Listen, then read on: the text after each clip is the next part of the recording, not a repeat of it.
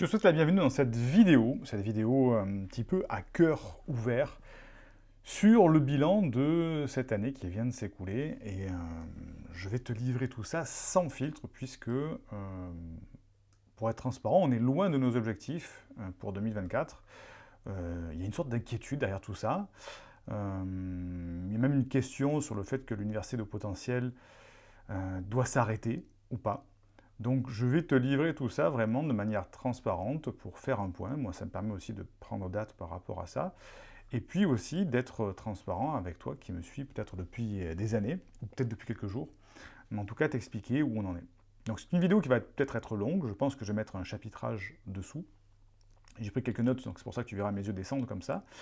Et je t'invite à réagir dans les commentaires, à me dire ce que tu en penses, et peut-être me faire des propositions si tu as des idées par rapport à ça. Donc, première constatation, c'est qu'on est très loin de nos objectifs pour 2024. Parce que chaque année, on se met des objectifs, et là, on en est très loin. On se bat pour que notre vision soit possible. Il faut savoir que notre vision, elle est marquée sur notre site web. Notre vision, c'est de co-créer un monde meilleur grâce à un mouvement de haut potentiel dont la mission sera de créer et d'innover dans différentes thématiques que sont la santé physique, le développement, l'épanouissement de la personne et l'abondance. On en est très loin de cette vision-là. Et j'ai une inquiétude qui grandit de jour en jour depuis cette année-là, depuis cette année en 2023. Et j'en suis venu même à une question de me demander si l'université de potentiel ne devait pas s'arrêter. Alors, pourquoi cette analyse-là? Je vais te partager ça, j'ai quelques notes sous mes yeux, et je vais essayer d'être le plus clair possible. Première analyse, je l'ai faite au niveau professionnel, de l'université de haut potentiel. J'ai sûrement, moi aujourd'hui, ce qu'on appelle un paradoxe de l'expert. C'est-à-dire que mes besoins s'éloignent du besoin de l'audience que nous avons.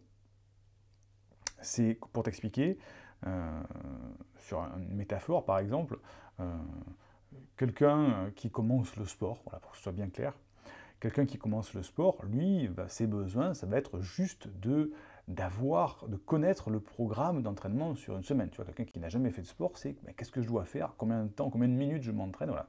Ce sont des besoins de base. L'athlète de haut niveau, lui, il n'en est plus du tout là. Il va être dans des optimisations au niveau d'une alimentation ultra efficiente, sur l'approche mentale de la performance, etc. Donc on voit qu'il y a un gap entre le besoin du débutant et le besoin de l'expert. Et aujourd'hui, moi, j'ai un petit peu ce paradoxe de l'expert, c'est-à-dire que j'ai mes besoins en termes de recherche, d'épanouissement professionnel, s'éloignent de l'audience que j'ai aujourd'hui, qui est une audience, entre guillemets, je vais dire, de débutants dans le haut potentiel et l'hypersensibilité. Mais je vais revenir plus tard. Donc déjà, première analyse, c'est une faute qui m'incombe un petit peu, j'ai des besoins qui diffèrent du public que j'ai aujourd'hui. Deuxième analyse qu'il y a eu, c'est que depuis le début de l'année dernière, il y a une baisse d'intérêt de notre audience, dont tu es partie peut-être, justement. L'analyse qu'on a faite, elle nous a pris plusieurs mois, et on en est arrivé à ces conclusions-là, c'est que depuis, ça date de janvier ou février dernier, on sent qu'il y a une courbe du baisse de l'intérêt, on regarde dans le nombre de visionnages, bref, sur ce qu'on appelle les KPI, c'est-à-dire les chiffres clés indicateurs de l'université de potentiel qu'on surveille nous régulièrement pour savoir si on est toujours en adéquation avec notre audience, on voit que ces chiffres baissent.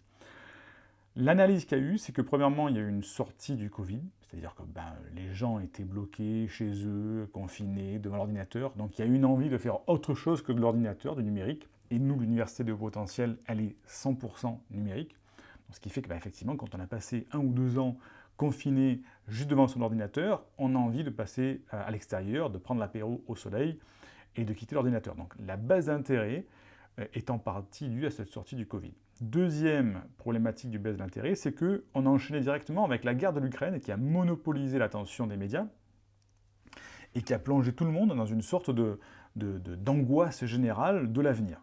Clairement, est-ce qu'il va y avoir une troisième guerre mondiale? Est-ce que ça va être, est-ce qu'on va tous finir dans des bunkers?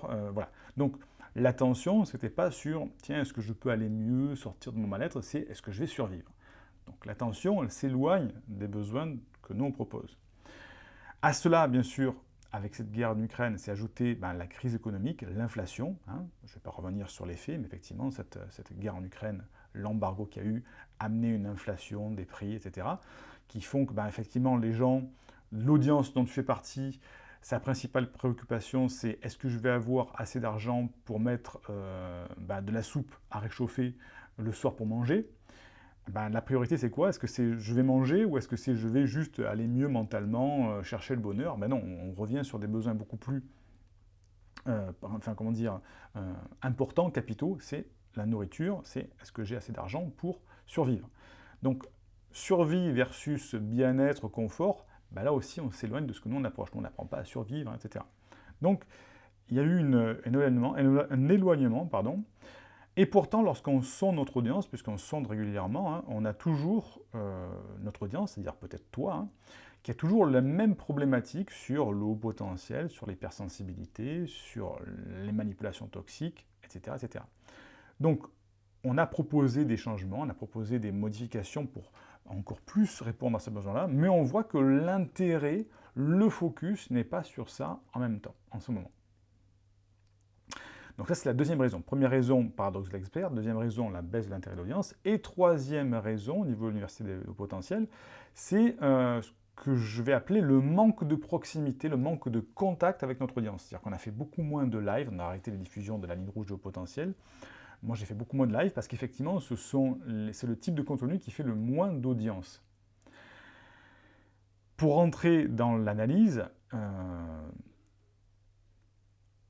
il se peut que cette audience-là représente le cœur. Si par exemple il y avait 200, 300 vues sur ce type de live en direct, c'est peut-être le cœur de notre audience qui participait, mais ce n'est pas la majorité de notre audience. Donc moi ce que j'appelle la majorité, c'est quand on fait des lives à plus de 1000 ou 2000 personnes, effectivement, là on est dans un rythme, une mesure normale de notre audience, c'est-à-dire effectivement il y a beaucoup de monde qui regarde. Mais quand on arrive à 100, 200, 300 vues par live, l'énergie et l'argent, parce que ça coûte de l'argent que l'on met dedans, est disproportionné par rapport aux résultats. C'est pour ça qu'on a arrêté tous ces lives. Et c'est peut-être une raison pour laquelle on a moins cette proximité et que certaines personnes se sont senties peut-être moins écoutées par rapport à ce qu'on proposait. Donc ça, c'est au niveau de l'analyse professionnelle. Paradoxe de l'expert de mon côté professionnel, c'est ma faute un petit peu. Baisse de l'intérêt de l'audience par rapport aux conditions géopolitiques de l'instant. Et manque de proximité avec notre audience. Au niveau de l'analyse personnelle, il faut avouer, et je te l'avoue en toute transparence, que j'ai une grosse remise en question face aux changements sociétaux. Là, c'est une réflexion beaucoup plus large, mais qui touche aussi l'université de potentiel, qui touche aussi notre audience, c'est-à-dire que on est en train d'avoir une modification des changements des habitudes sociétales. Alors déjà, principalement, une perte des valeurs, ça c'est évident. Mais on arrive beaucoup plus dans ce qu'on appelle de la surconsommation, du toujours plus rapide, plus vite, plus facile, toujours zapper plus rapidement sur les contenus.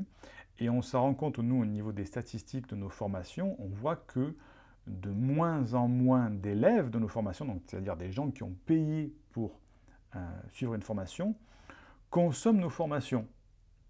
Ils apprennent, ils la consomment, ils ouvrent les modules et puis ils s'arrêtent en cours de route. Et pourtant, quand on les sonde, quand on leur demande pourquoi tu t'es arrêté, est-ce que c'est parce que la formation était mauvaise? Non, c'est pas ça, c'est parce qu'en fait, j'ai commencé notre formation, j'ai pas eu le temps pour ça. Donc en fait, c'est pas le contenu, c'est pas le fond, c'est pas la qualité qui ne va pas. Simplement qu'il y a une modification des habitudes qui fait que les gens zappent beaucoup plus rapidement et que dès que le contenu devient un petit peu long, un petit peu complexe, demande un effort de réflexion, d'introspection, on arrête et on passe à autre chose. Je le vois de mon côté aussi. Moi, j'ai 2 enfants qui sont en bas âge, qui ont 11 et 12 ans, et on est pas dire en guerre, mais en lutte constante, quotidienne, dans le fait qu'ils ne tombent pas dans cette habitude de zapping. Carrément le zapping sur YouTube, Instagram, TikTok, etc. La facilité et de ne pas aller vers la difficulté qui est justement la source du changement. Donc je pense qu'il y a vraiment des changements sociétaux qui font que nos activités et l'activité de l'université de potentiel doit évoluer vers ça ou pas. Et c'est ça la grosse question, c'est la remise en question personnelle par rapport à ça, c'est-à-dire est-ce que je dois aller vers ce qu'on appelle de l'idiocratie. Je te recommande, je mettrai peut-être le lien en description de la vidéo, un film qui s'appelle Idiocratie, Et le terme idiocratie, en général, c'est utilisé pour décrire un gouvernement qui est régi par un ensemble de personnalités qui sont incapables euh, et qui manifestent aucune compétence. Et ça amène donc son peuple, hein, en quelque sorte, à tendre vers le bas. Au lieu de mener un peuple vers le haut, de le tirer vers le haut, eh bien on le tire vers le bas, comme ça c'est beaucoup plus facile à gérer. Donc je ne vais pas rentrer dans les tergiversations politiques, c'est pas le but du sujet, c'est pas le sujet aujourd'hui, mais c'est se dire, ok, est-ce que moi, en tant que coach, thérapeute, mon rôle est de tirer les gens vers le haut, je dois répondre aux besoins du marché qui est en train d'évoluer en rabaissant mes critères de qualité. En quelque sorte, c'est comme si j'avais une équipe de sport à entraîner. Moi, j'aime bien faire des références par rapport au sport parce que c'est toujours beaucoup plus parlant, c'est beaucoup plus évident pour tout le monde. J'ai une équipe de sport à entraîner. Bien, aujourd'hui, la tendance de l'entraînement, c'est de faire des choses beaucoup plus faciles, s'entraîner moins longtemps, de ne pas mettre trop de difficultés, de ne pas être trop sévère, etc. Alors que moi, je sais que pour performer, c'est tout l'inverse. Donc, est-ce que je dois répondre à cette demande-là de mes athlètes, c'est-à-dire de toi, en disant, ben non, en fait, hey coach, en fait, c'est trop dur ce que tu me demandes de faire. Oh là, tu peux pas faire des entraînements plus courts. Oh là, ouais, je sais pas, en ce moment, on fait du football, mais moi j'ai envie de faire du ping-pong, et puis j'ai aussi envie de faire du golf, et puis j'ai envie aussi de faire de la planche à voile, etc.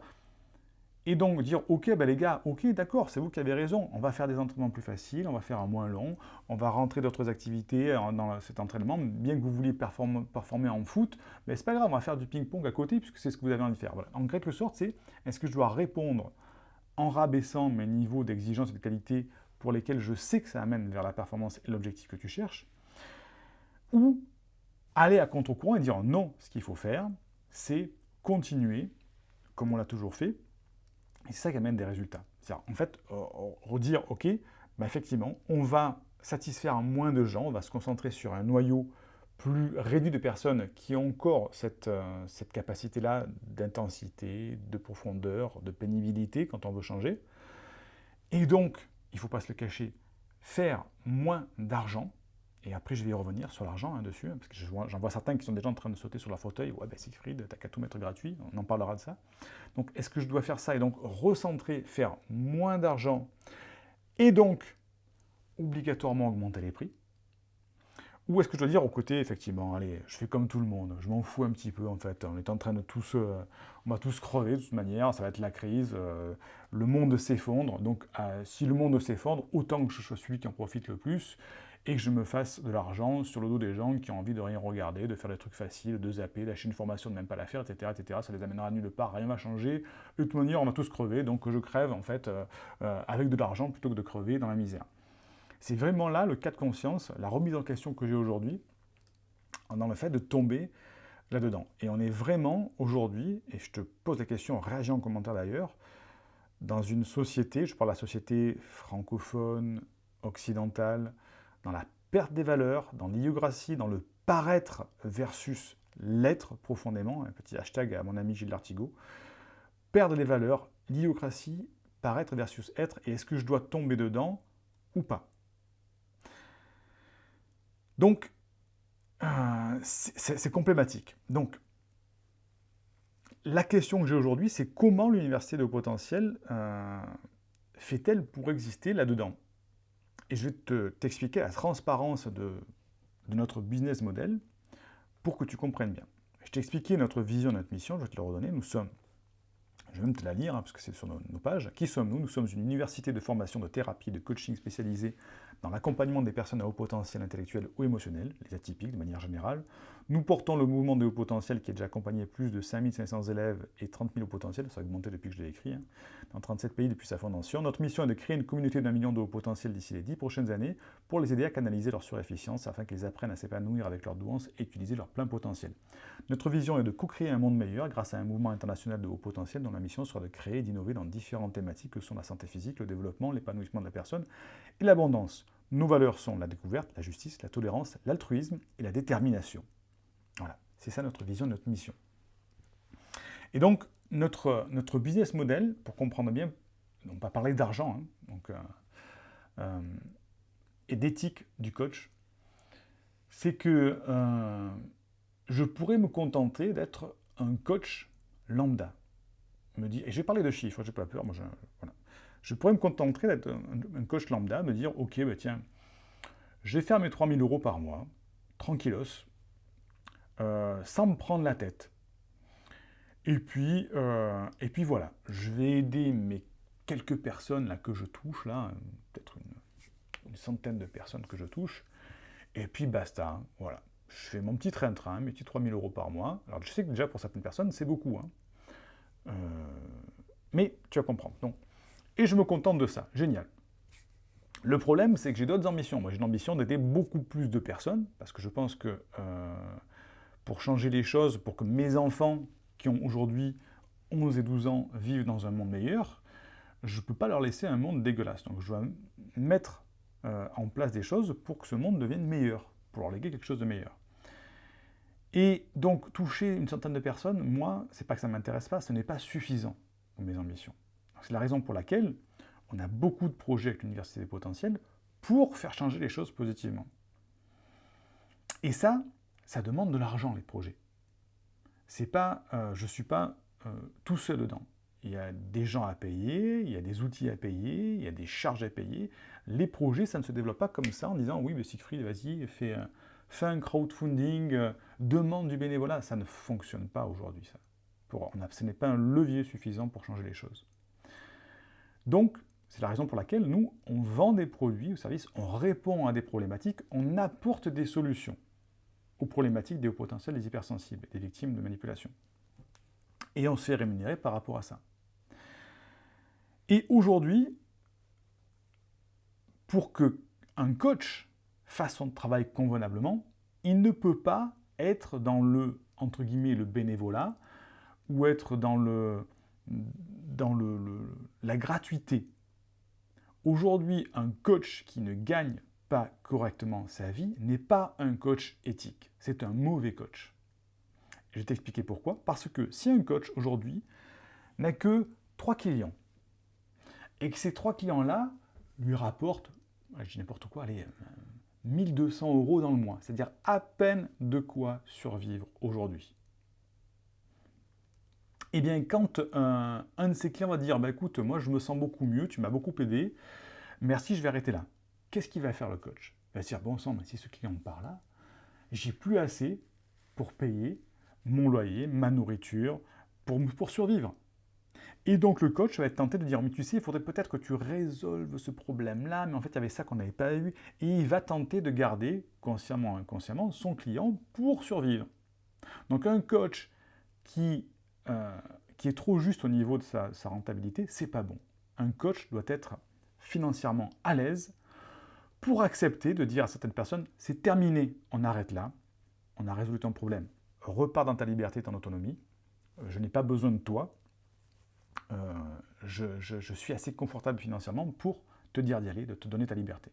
Sinon, ça va être l'effet contraire. Et là, ça devient plus éthique. » Donc, tu comprends que voilà, dans ce mode de fonctionnement-là, c'est soit je me dis, ok, je deviens un coach, je suis désolé c'est péjoratif, hein, mais un coach lambda, je fais pour ma pomme, je fais mes petits sous de mon côté, j'aide mes quelques petites personnes autour de moi, je ne change pas grand-chose, et puis, tu vois, voilà, on s'en fout un petit peu.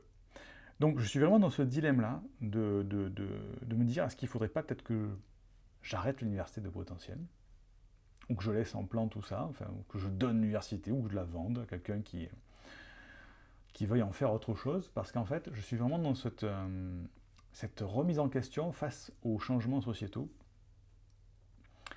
Et je vois qu'en fait, c'est compliqué. Voilà. C'est compliqué de ne pas tomber dans l'égoïsme, de ne pas tomber dans le côté obscur de la force, qui fait souvent référence à Star Wars, et d'aider vraiment les véritables personnes. Et donc, petit élément complémentaire, c'est qu'on s'est rendu compte, je me suis rendu compte à l'Université de potentiel, qu'aujourd'hui, au moment où je parle, on ne touche pas l'audience que je veux toucher. Moi, je veux toucher les hauts potentiels, les hypersensibles doués, donc ceux qui ont des capacités pour faire des choses en dehors de la norme. Et là, je vais te donner des chiffres précis. On a 80% de notre audience qui ne fait pas partie de ce profil-là. 80% de notre audience qui n'est pas du tout au potentiel ou hypersensible doué. Ce sont des personnes, c'est peut-être ton cas, qui se reconnaissent dans ce profil-là, qui aimeraient bien faire partie de ce profil-là, qui préfèrent ce profil-là plutôt qu'un profil plus négatif. Ça fait toujours mieux de dire, en fait, je suis au potentiel hypersensible, c'est pour ça que je vais mal, plutôt que de dire, non, je suis un feignant ou je suis en dépression, mais ça fait toujours mieux. Et malheureusement, on a 80% de notre audience qui est dans ce profil-là, qui ne correspond pas à ce que nous, on veut accompagner. Donc c'est une remise en question aussi par rapport au message que je fais passer et à me demander si on ne doit pas être beaucoup plus clivant. Et tu comprends qu'à chaque fois que je te donne une information comme ça, quand je dis clivage, ressentement, tout ça, ça implique des modifications au niveau des prix de nos produits et nos services, obligatoirement. Puisque pour atteindre les objectifs que nous on a, des objectifs ambitieux, on a besoin de développer ces projets-là, on a besoin d'argent pour développer ces projets-là, pour payer des gens, pour payer des équipements, etc.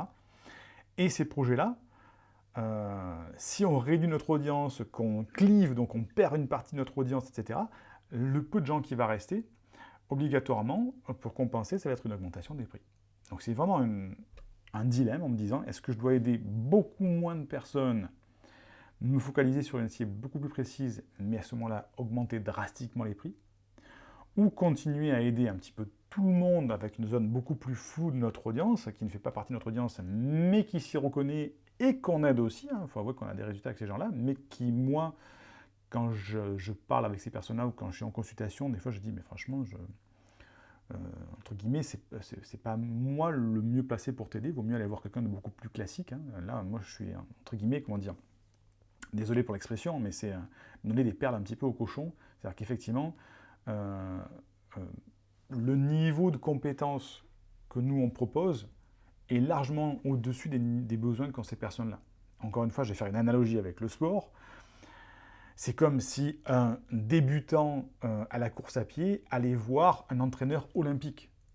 L'entraîneur olympique, il va déjà un petit peu se faire chier. Il va dire, écoute, je vais déjà t'apprendre à choisir ta paire de baskets, et puis après, je vais t'apprendre comment respirer. Voilà, c'est totalement disproportionné. Et c'est un petit peu ce qui se passe. C'est-à-dire que nous, ce qu'on apporte est beaucoup trop élevé en termes de compétences par rapport aux besoins qu'ont les gens aujourd'hui. Dans 80% de notre audience ont besoin.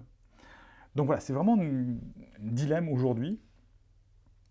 Et c'est compliqué. Donc, est-ce qu'il y a un avenir aujourd'hui pour l'Université de Haut Potentiel en 2024 ? J'ai plusieurs questions. Est-ce que je dois recentrer l'Université de Haut Potentiel sur un nouveau combat ? Je me suis peut-être trompé de combat en voulant avoir des objectifs trop ambitieux, en disant qu'on voudrait peut-être changer quelque chose dans le monde, peut-être pas changer le monde en général, mais rajouter une pierre à l'édifice en quelque sorte. Est-ce qu'il faut que je cible un nouveau public, c'est-à-dire l'envie d'attirer la bonne audience avec qui je plante prendre du plaisir à travailler? Petite digression d'ailleurs, je me suis beaucoup questionné pendant cette période de vacances, en ce moment de fin d'année, sur le fait que je sens que le travail avec les jeunes est quelque chose qui m'attire beaucoup plus. Pourquoi ? Parce qu'en fait, les jeunes sont encore une page blanche. On peut encore modifier leur comportement, modifier leur vision avant que ce soit entre guillemets trop tard. Et aujourd'hui, on touche principalement des adultes, on aide des enfants, mais c'est une minorité. On touche des adultes pour lesquels l'effort est énorme et pour beaucoup d'entre eux, c'est trop tard. Faire des changements profonds sur un adulte qui a 50 ans, c'est possible, on peut le faire. Mais l'impact que moi je veux avoir est trop limité par rapport à l'impact qu'on peut avoir sur des jeunes, des pré-ados, des ados, des jeunes de moins de 25 ans. On peut changer énormément de choses chez eux, leur faire des switches, c'est des pages blanches sur lesquelles on peut réécrire beaucoup de choses. Seulement, c'est toute une autre activité, c'est tout un autre business model, il ne faut pas se le cacher, c'est autre chose. Donc voilà, c'est une digression sur les jeunes là-dedans. Et donc, pour 2024, déjà j'aimerais que tu me donnes ton avis dans les commentaires par rapport à ça. Quel est ton avis ? Quelle est ta vision par rapport à ça ? Dis-moi dans les commentaires. Et donc pour les projets pour 2024, pour l'instant on a posé quelques éléments, mais c'est encore en discussion en ce moment. Déjà s'orienter beaucoup plus vers la formation professionnelle, puisqu'on proposer à d'autres personnes de faire la même chose que ce que nous on propose, c'est un moyen aussi d'aller plus vite vers les objectifs qu'on se fixe. Parce que pour l'instant aujourd'hui il n'y a que l'Université au Potentiel qui propose ça. Donc c'est l'élargir à beaucoup plus de coachs, notre méthode. Donc la formation professionnelle pour devenir coach certifié EDHP. Il y a aussi la version anglophone de l'Université de Potentiel, puisqu'aujourd'hui on touche principalement un public francophone, et je pense qu'il y a une... Faut pas se le cacher, allez, on est à la fin de la vidéo, il y a une meilleure réception des pays anglo-saxons pour ce type de changement-là, faut pas se le cacher. Voilà. Les pays francophones, le changement, le fait d'investir dans le changement aussi, c'est différent. En projet, on a aussi modifié notre communication pour toucher un public différent, voilà, toucher le public que l'on veut attirer, vraiment le potentiel. Et d'autres projets qui vont venir, bref, voilà. Donc voilà un petit peu ce bilan pour 2024, bilan un petit peu pessimiste, je te l'avoue. Bilan de remise en question. Alors je ne suis pas de nature à me laisser abattre, hein, mais vraiment de me dire, est-ce que le jeu en vaut vraiment la chandelle? Voilà. Parce que ça fonctionne bien. Encore une fois, pour un coach lambda, l'université des potentiels, ça serait un truc génial. Pour l'ambition que j'ai moi de tout ça, non, c'est pas génial. Pour l'instant, on est loin de ce qu'on veut atteindre. Donc, donne-moi ton avis. Donne-moi tes idées aussi. Partage tes idées, si tu en as aussi, par rapport à ça.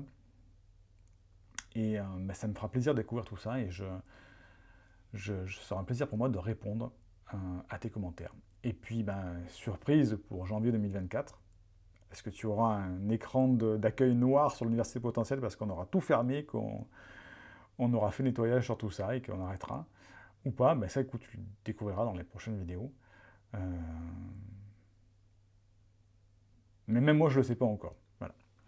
Allez, réponds aux commentaires, donne-moi ton avis, et puis je t'y répondrai en tout cas dans tous les cas.